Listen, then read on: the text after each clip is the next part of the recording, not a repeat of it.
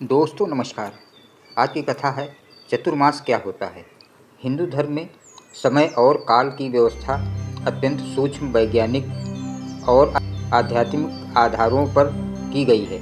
हमारे ऋषियों ने हर ऋतु, हर दिन और हर घड़ी को किसी न किसी आध्यात्मिक या भौतिक कार्य से जोड़ रखा है। इन्हीं में से एक अत्यंत पवित्र और विशिष्ट समय है चतुर्मास।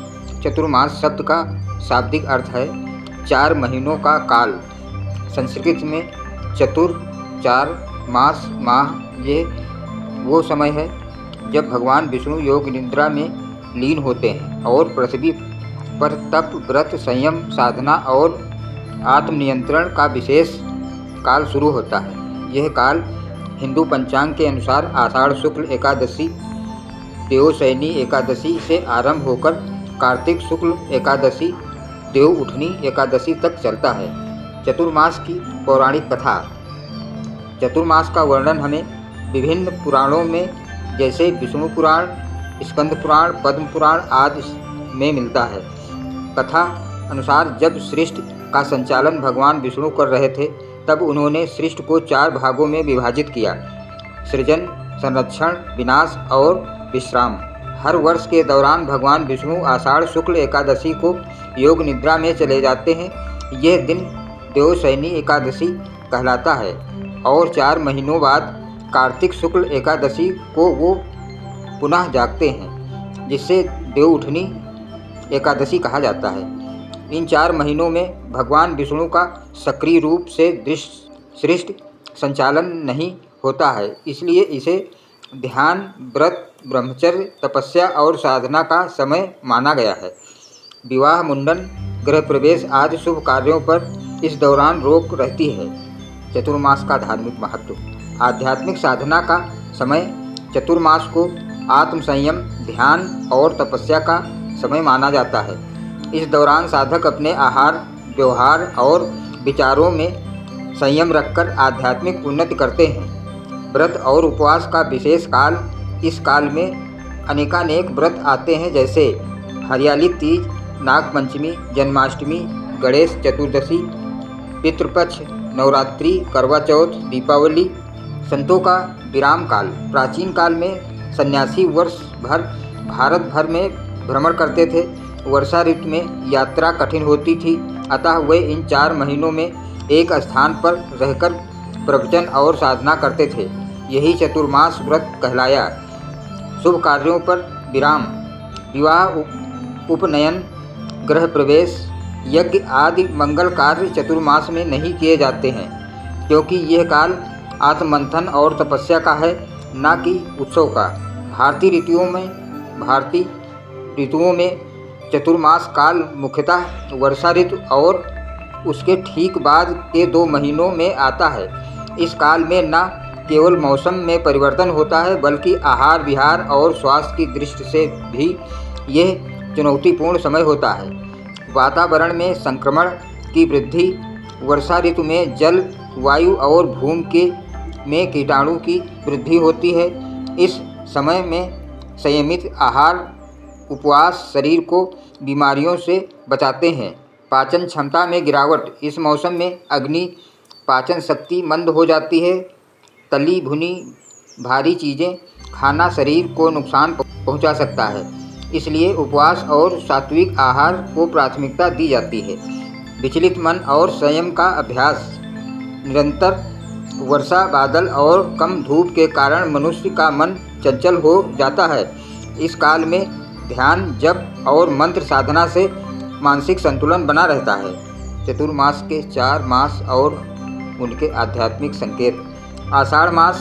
यह मास संकल्प का होता है। इस मास में साधक यह तय करता है कि वो अगले 4 महीनों तक क्या नियम पालन करेगा, कौन से व्रत करेगा, क्या नहीं खाएगा, क्या साधना करेगा।